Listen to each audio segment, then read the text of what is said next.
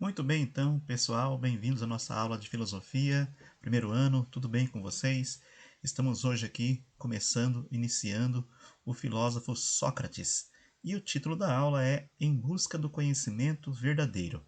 O filósofo Sócrates, ele é famoso porque ele marca uma passagem na filosofia, né? Eu falei para vocês nas aulas passadas que existem os filósofos socráticos e os pré-socráticos, né? E conversamos lá sobre os pré-socráticos, que eram filósofos que estudavam a natureza, e depois então iniciamos o período antropocêntrico, que é um período em que as questões filosóficas elas mudam e passam agora a refletir questões humanas. No período pré-socrático, discutiam questões relacionadas à natureza. E no período antropocêntrico, as questões filosóficas passaram a ser questões humanas. E nas aulas passadas, eu trabalhei com vocês um grupo de filósofos chamados sofistas. Os sofistas eram filósofos relativistas. O que quer dizer relativistas?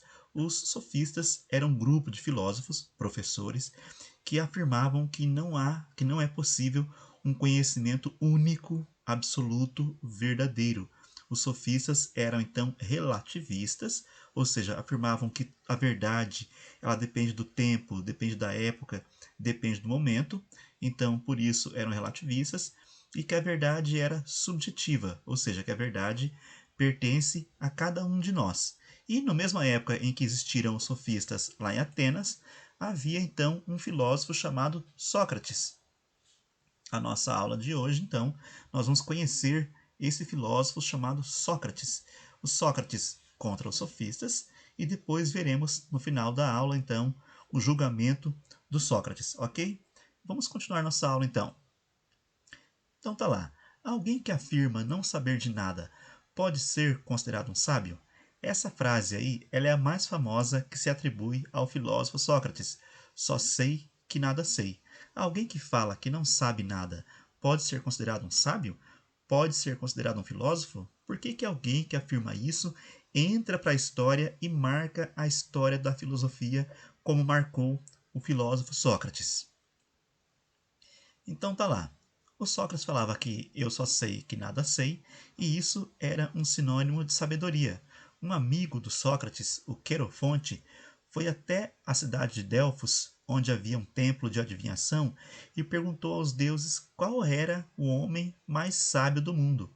Então, segundo Querofonte, amigo do Sócrates, ele falou assim que ele havia perguntado aos deuses qual era o homem mais sábio do mundo, e os deuses responderam que era justamente o Sócrates. Então Sócrates se questionou: mas se eu digo que eu não sei nada, por que é então que eu sou considerado o homem mais sábio do mundo pelos deuses? Os deuses não podem errar. Então, o Sócrates chegou na seguinte resposta, né? Os deuses me consideram um sábio porque eu sei que há muito conhecimento a ser aprendido e que eu desconheço muitas coisas. Então, ao desconhecer muitas coisas, significa que eu sou um sábio a reconhecer. E que aquelas pessoas que acham saber de tudo, na verdade, elas não sabem de nada. Então, Sócrates, por reconhecer que não sabia de nada, ele tinha uma pergunta: como é que eu vou chegar então a um conhecimento verdadeiro? O primeiro passo ele já havia dado, que consistia na sabedoria de reconhecer que ele era um ignorante. Ignorante aqui, pessoal, não quer dizer mal educado. Ignorante aqui quer dizer que você ignora, que você desconhece algumas coisas. Então, o primeiro passo na busca para chegar ao conhecimento verdadeiro, ele já havia feito. Ou seja, o ato de dizer só sei que nada sei, já era, e dele saber que ele não sabia muita coisa, que havia muita coisa a aprender, já era então um passo para que ele buscasse então o conhecimento verdadeiro. Seguindo ali, então, só sei que nada sei, e lá no templo do oráculo de Delfos, tá? Onde o Querofonte foi buscar lá a resposta para o homem mais sábio do mundo, havia uma frase: conhece-te a ti mesmo. E é por ela, então, que o Sócrates vai também buscar o conhecimento verdadeiro. O conhecimento verdadeiro não está na natureza, o conhecimento verdadeiro está dentro de nós. Então, é me conhecendo, conhecendo a mim, é que eu vou encontrar a verdade, que eu vou encontrar o conhecimento verdadeiro. Então, para isso, para chegar a esse conhecimento verdadeiro, o Sócrates então criou um método que nós chamamos de método socrático. Esse método socrático constitui então ali em duas fases. A primeira fase é a fase destrutiva. Como é que funciona esse método então aí? Então Sócrates chegava nas pessoas, ele andava por Atenas, conversava com todo mundo, e ele em Atenas haviam pessoas que diziam saber muito. Então, que sabiam de tudo, sabiam o que era verdade, sabiam o que era justiça, sabiam o que era beleza. Então, o Sócrates chegava nessa pessoa, chegava nesse interlocutor, né? E ele então queria saber. Então, a primeira fase ali era a fase destrutiva. Então, através de perguntas irônicas, mas não é a ironia de hoje. Ironia naquela época lá, ele perguntava fingindo não saber. Então, através de perguntas irônicas, o Sócrates levava o interlocutor dele a reconhecer que não sabia de nada sobre o que acreditava conhecer, ou seja, levava o seu interlocutor a reconhecer a própria ignorância. Como funcionava isso? Alguém chegava no Sócrates e falava: Sócrates, ó, ali tem um cara que diz saber o que é a justiça.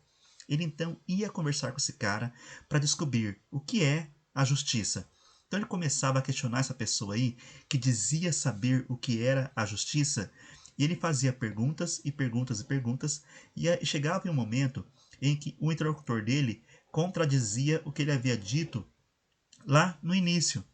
Então, ou seja, ele questionava, o Sócrates raramente afirmava alguma coisa. Ele questionava, questionava e questionava, e em um certo momento ele fazia a pessoa, o debatedor dele, reconhecer que não sabia de nada, apenas elencando perguntas, ok? Que ele ia questionando a pessoa. Vocês verão isso no vídeo na próxima aula.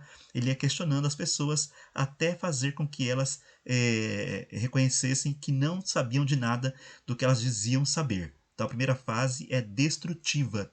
Por quê? Porque o Sócrates destruía aqueles falsos saberes, destruía aquelas falsas opiniões, destruía aqueles falsos conceitos construídos pelos seus debatedores.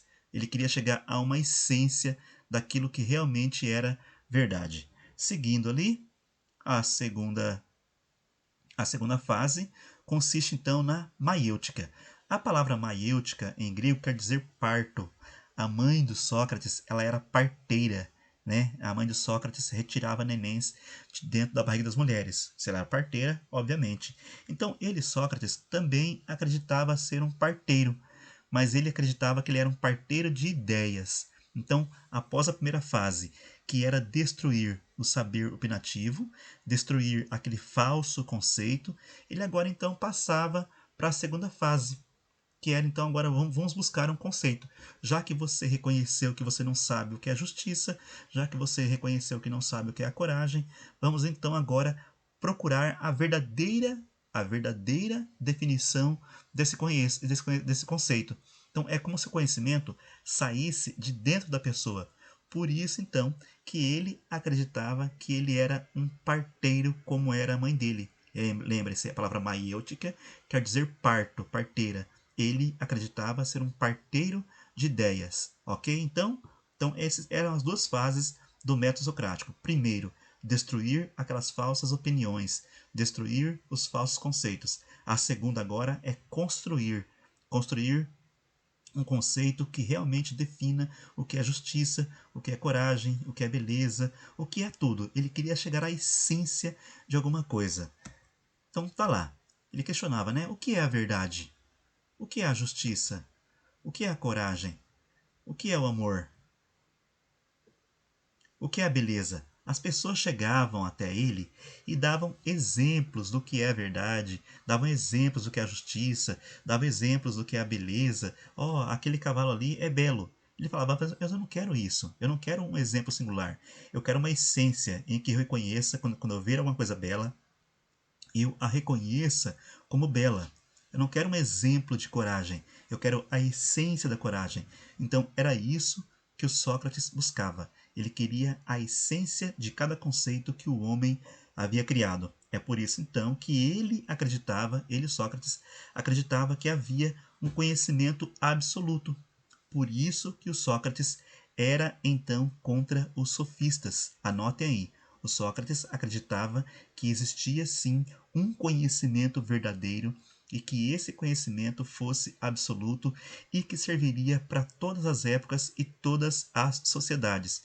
Por isso então que o Sócrates tinha um embate com os sofistas, e como o Sócrates entrou para a história como o grande filósofo, e como durante muito tempo nós olhamos para a filosofia com os olhares de Sócrates, por isso então os sofistas passaram por muito tempo condenados como enganadores. Mas isso se deve então ao fato de que nós adotamos o Sócrates como um grande filósofo, ele realmente é, e passamos a condenar os sofistas pelo fato de ele, Sócrates, condenar os sofistas. Então, esse era o motivo do embate entre ele e os sofistas. Os sofistas eram relativistas. Diziam que o conhecimento era relativo a cada época, a cada momento, a cada sociedade, e que não existiria uma verdade absoluta. Ele, Sócrates, falava: não, existe sim, não é possível ao homem viver sem ter um padrão, sem ter uma referência, sem ter uma essência. Então, essa é a disputa. O Sócrates dizia existir uma verdade absoluta que definiria cada conceito que o homem criou. Então, diante disso, por conversar com um monte de pessoas, o Sócrates conseguiu um monte de admiradores. Ele tinha várias pessoas que seguiam ele por Atenas para ver ele conversar com os sofistas, com outros interlocutores. Um monte de pessoas, principalmente jovens, passaram a seguir o Sócrates para ver ele estabelecer aquele método socrático, que é a fase destrutiva e a fase construtiva. Eles gostavam de ver ele debatendo com as pessoas e fazendo elas entrarem em contradição. Então, por isso, o Sócrates conquistou muitos admiradores em Atenas. Ele conquistou muitos admiradores, mas também conquistou muitos inimigos. E entre esses inimigos, 3 deles, o Anito, o Meleto e o Lícon, levaram o Sócrates a ser julgado na Ágora pelo tribunal dos 500 lá de Atenas. Mas por que o Sócrates, um grande filósofo, então, foi levado a um tribunal para ser julgado? Por que Atenas levaria esse filósofo para um julgamento? De quais crimes o Anito, o Meleto e o Lícon acusaram o Sócrates? Então vamos lá às acusações. Primeira acusação: Sócrates não crê nos deuses de Atenas. Segunda acusação: Sócrates quer implantar novos deuses em Atenas. E a terceira e a pior de todas: o Sócrates corrompe a juventude ateniense. Por esses 3 motivos aí, então, o Sócrates foi levado ao tribunal dos 500 para ser julgado pelo tribunal da cidade democrática de Atenas. Mas esse julgamento aí já é para a nossa próxima aula. Observem o quadro abaixo ali, ok? Não vou explicar hoje o que aconteceu com Sócrates. Na próxima aula vocês verão o que é que vai acontecer com ele, ok? Então fiquemos para a próxima aula. Muito obrigado a vocês. Até a próxima. Ótima semana para vocês.